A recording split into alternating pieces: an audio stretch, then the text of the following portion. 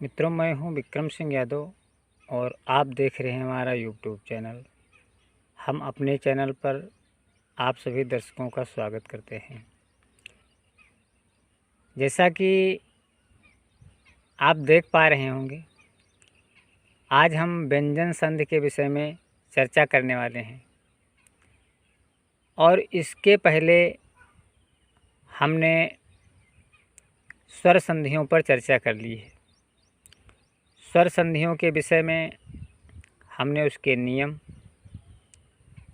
कुछ उदाहरण आपको पहले बता दिए हैं। व्यंजन संधि का जो नियम है, बहुत सी व्यंजन संधियाँ हैं। संधियाँ मुख्य रूप से 3 ही प्रकार की होती हैं। एक स्वर संधि, दूसरी व्यंजन संधि और तीसरी विसर्ग संधि। तो आज व्यंजन संधि पर चर्चा कर लेंगे। यहाँ पर जैसा कि आप देख पा रहे हैं, यहाँ लिखा हुआ है दिक् प्लस अंत, दिक् प्लस गज, दिक् प्लस अंबर, दिक् प्लस दर्शन, वाक् प्लस ईश, वाक् प्लस दत्ता, दिक् प्लस विजय, ऋक् प्लस वेद, वाक् प्लस मैं, खट प्लस मुखम, उत प्लस मत, तत् प्लस मैं, स्व प्लस छंद, पर प्लस छेद, अनु प्लस छेद।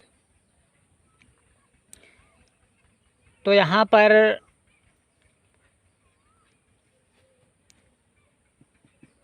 यहाँ पर पहले वर्ग का तीसरा अक्षर हो जाता है। व्यंजन संधि का नियम है, पहले वर्ग का तीसरा अक्षर हो जाता है। प्रत्येक वर्ग का पहला अक्षर, प्रत्येक वर्ग का पहला अक्षर अपने वर्ग का तीसरा अक्षर बन जाता है। ध्यान से सुनेंगे, समझ में आएगा। प्रत्येक वर्ग का पहला अक्षर, जैसे कि क अपने वर्ग का पहला अक्षर है। क ख ग घ अंगा, ये क वर्ग में आते हैं। ट ठ ड ढ अड़ा, ये ट वर्ग में आते हैं। त थ द ध न, ये त वर्ग में आते हैं।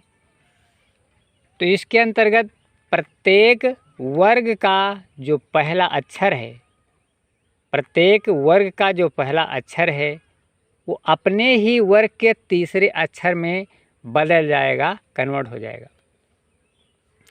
जैसा कि का, तो का अपने वर्ग का पहला अक्षर है और ये अक्षर अपने वर्ग के तीसरे अक्षर में, अर्थात का ख ग, इसका तीसरा अक्षर ग है, इसका तीसरा अक्षर ग है, इस वर्ग का तीसरा अक्षर ग है।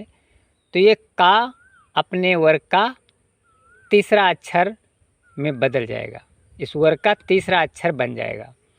तो इस प्रकार से दिक् प्लस अंत दिगंत बन जाता है। दूसरा देखें, दिक् प्लस गज है। का अपने वर्ग का पहला अक्षर है और ये तीसरे अक्षर में बदलेगा। तो इस प्रकार से दिक् प्लस गज, ये दिग्गज बनेगा। यहाँ दिक् प्लस अंबर लिखा हुआ है, तो काय अपने वर्ग का, जैसा कि बता दिया गया, आप तो समझ में आ ही गया होगा।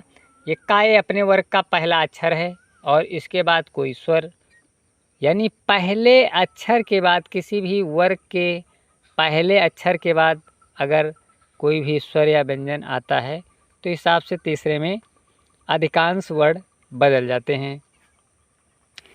दिक् प्लस अंबर दिगंबर। अब यहाँ एक ध्यान देने वाली बात ये है मित्रों, ध्यान देने वाली बात ये है, ये अक्षर कहीं पर आधा हो जाता है तो कहीं पर पूरा अक्षर बन जाता है। यहीं पे का देख लेते हैं हम, तो ये का यहाँ पर गा में बदला, लेकिन यहाँ पर आधा अक्षर हो गया। लेकिन यही का गा में कन्वर्ट हुआ है, बदला है, तो यहाँ पर ये पूरा अक्षर बना हुआ है। आखिर इसके पीछे इसका रीज़न क्या है? देखिए, यहाँ पर हलंत लगा हुआ है। हलंत लगा हुआ कोई भी अक्षर अपने में पूरा नहीं होता है। हलंत लगा हुआ कोई भी अक्षर अपने में पूरा नहीं होता है, इसलिए उसको आधा या इस का को आधा अक्षर गा होना ही है। यहाँ पर कोई स्वर नहीं है, यहाँ पर स्वर है, इसलिए जब भी आधा अक्षर होगा उसमें स्वर मिल जाएगा तो वो अक्षर पूरा बन जाता है। इसलिए यहाँ पर गा पूरा अक्षर होगा और यहाँ पर आधा अक्षर होगा। समझ में आ गया होगा। तो इस तरीके से दिक् प्लस अंबर दिगंबर बना, दिक् प्लस दर्शन दिग् दर्शन हुआ, वाक प्लस ईश वागीश बन गया, क्योंकि अपने वर्ग का पहला अक्षर तीसरे वर्ग में बदल जाता है। दिक् प्लस गज दिग्गज हुआ, दिक् प्लस अंबर दिगंबर हुआ, दिक् प्लस दर्शन दिग्दर्शन हो गया, वाक प्लस ईश वागीश हुआ, दिक् प्लस विजय दिग्विजय हुआ, वाक प्लस दत्ता वागदत्ता हुआ, ऋक् प्लस वेद ऋग्वेद। देखें, बहुत ही अच्छा और बहुत ही दिलचस्प शब्द आया है ऋग्वेद। ऋग का अपने वर्ग का पहला अक्षर है, तीसरे अक्षर में बदला हुआ है। ऋग प्लस वेद, ये ऋग्वेद ऐसे हुआ। अब देख लेते हैं, यहाँ पर का है लेकिन यहाँ पर माँ है। अब तक तीसरा अक्षर बन जाता था, ध्यान से सुनेंगे, तीसरा अक्षर बन जाता था, लेकिन माँ आने के बाद याद रखेंगे, अगर इस तरीके के पहले वर्ग के बाद, वर्ग के पहले अक्षर के बाद अगर माँ आता है, वर्ग के पहले अक्षर के बाद अगर माँ आ जाता है तो तीसरे अक्षर में नहीं बदलेगा, ये अपने वर्ग के अंतिम अक्षर में बदलेगा। का खा गा घा अंग, यहाँ पर अंगा हो गया, आधा अंगा लिखा है, इसीलिए वाक प्लस मैं वांगमय होगा, वाक प्लस मैं वांगमय होगा। याद रखिए कि, और देख लीजिए, सट प्लस मुख, सट प्लस मुख।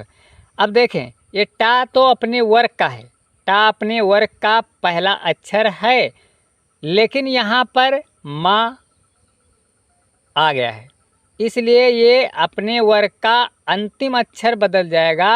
अर्थात टा वर्ग का अंतिम अक्षर अड़ा होता है, टा वर्ग का अंतिम अक्षर टा ठा डा ढा अड़ा, तो ये अड़ा यानी आधा अड़ा यानी षण्मुख, षण्मुख, उसको अड़ा को ना में भी स्वरित करते हैं, तो इसलिए षण्मुख इस तरीके से लिखा जाएगा।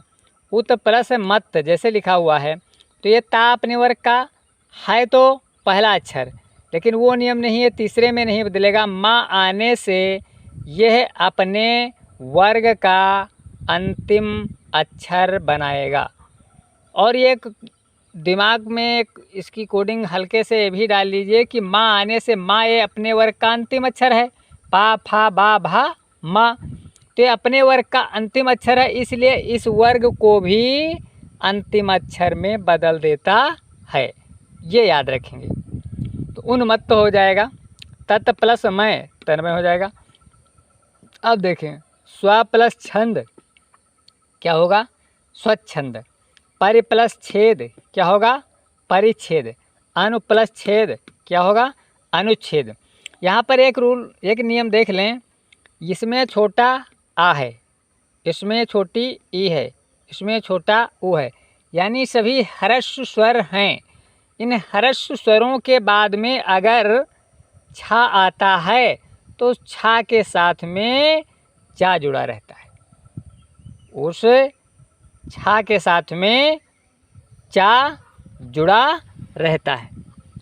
तो एक बार फिर से देख लेंगे, व्यंजन संधि है मित्रों, दिक् प्लस अंत दिगंत, दिक् प्लस गज दिग्गज, दिक् प्लस अंबर दिगंबर, दिक् प्लस दर्शन दिग्दर्शन, वाक प्लस ईश वागीश, वाक प्लस विजय दिक् प्लस विजय दिग्विजय, वाक प्लस दत्ता वागदत्ता, ऋक् प्लस वेद ऋग्वेद, वाक प्लस मैं वाङ्मय, षड् प्लस मुख षण्मुख, उत प्लस मत उन्मत्त, तत् प्लस मय तन्मय, स्व प्लस छंद स्वच्छंद, परि प्लस छेद परिच्छेद, अनु प्लस छेद अनुच्छेद। इस तरीके से ये व्यंजन संधि हल की जाती है। तो इस वीडियो में मित्रों बस इतना ही, और हम आशा करते हैं अगर ध्यान से सुना होगा तो समझ में ज़रूर आया होगा। अगर समझ में आता है तो हमारे इस वीडियो को सब्सक्राइब और चैनल को सब्सक्राइब और इस वीडियो को शेयर ज़रूर कर दें और लाइक करना बिल्कुल ना भूलें। धन्यवाद।